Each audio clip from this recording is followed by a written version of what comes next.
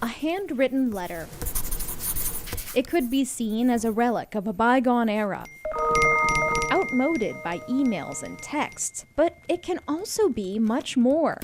Online communication takes a few seconds and a dozen or so clicks before it's off. A letter or card, on the other hand, takes time, care, and consideration. There's nothing like a handwritten note. It seems like anymore that's just almost a lost art. Javon Eisenbart is one of just over 70 residents at Evergreen Senior Living in Chillicothe, one of the facilities that 25 News delivers to as part of our Lifting Spirits letter drive. She, plus fellow residents Donna Nelson and Isabel Donnelly, keep busy between puzzles, cards, crafts, and more. And while they enjoy rich lives at Evergreen, all three say a note through our letter drive brings a smile. Just kind of feeling, oh, how nice that they're thinking about us. Everybody needs to know that they're important, and we need to know that we have friends and we can talk to people, and that's the way we get through life, is by communicating. I just thought it was so special of people, you know, that they would take the time to write something to someone that had no idea who they were. I mean, to me, I think that's just a wonderful trait in people. Sometimes, they say, you just need the extra love. It doesn't need to be award-winning writing or beautiful art either. Don't let that stop you, because you don't have to be able to write real well. Don't worry about how your handwriting looks. You can never say, I love you too many times, because it doesn't matter where you are, you still have that need for love. And so people here maybe even more so than in other places. But taking the time to write takes up, well, time. And these ladies can relate. They know how busy life can get.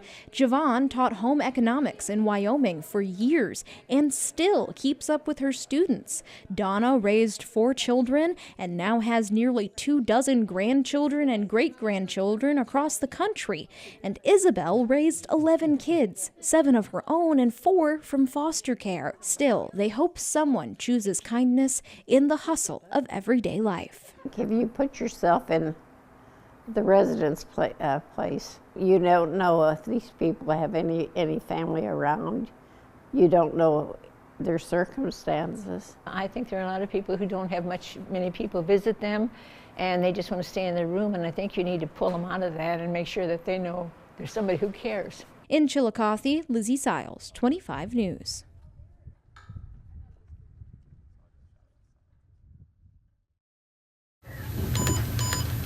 Three, 2, 1, Lego! Sparky and a group of Dunlap middle schoolers are working out the kinks to bring home first place Okay? Yeah! at the first LEGO League World Challenge in Houston this April, representing the state of Illinois.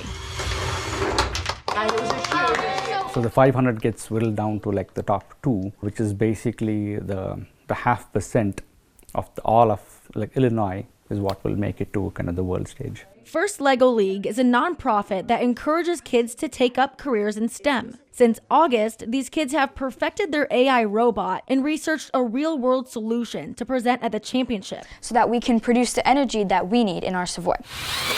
This year's innovation project was focused on ocean exploration. 80% of the ocean is unexplored. We wanted to create a solution that is continuous and efficient. Teams have less than 10 minutes to explain their project and show off their engineering abilities through a robot's mission.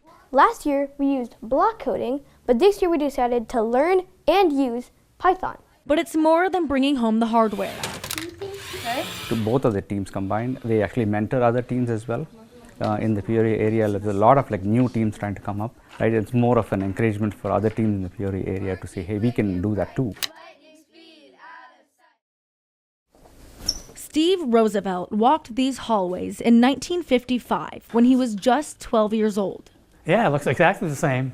If these walls could talk, they might remember Steve and his friends liked to throw around a baseball during recess. And once the bell rang, Steve had the perfect place to hide his glove during class. These lockers were not here, it was just an open space. I put my glove up on a shelf there, then I'd go into the classroom. And then when class was over, I'd grab it and go home. Until one weekend. When I came back Monday, all these lockers were in place, and the glove was somewhere in behind there. Never did see it again.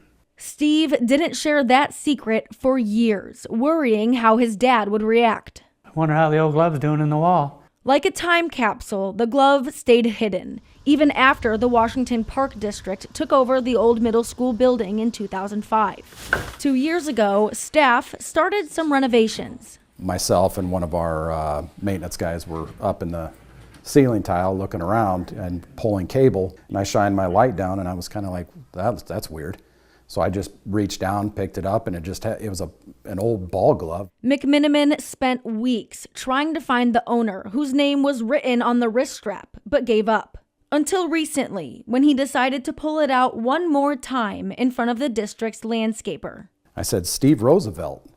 And he's like, yeah, I know who Steve is. And when they gave the glove back to Steve, who is now 83 years old, they said his smile made him look like he was 12 again. Before I could even finish, he said, you found my glove. So I knew right away what it was.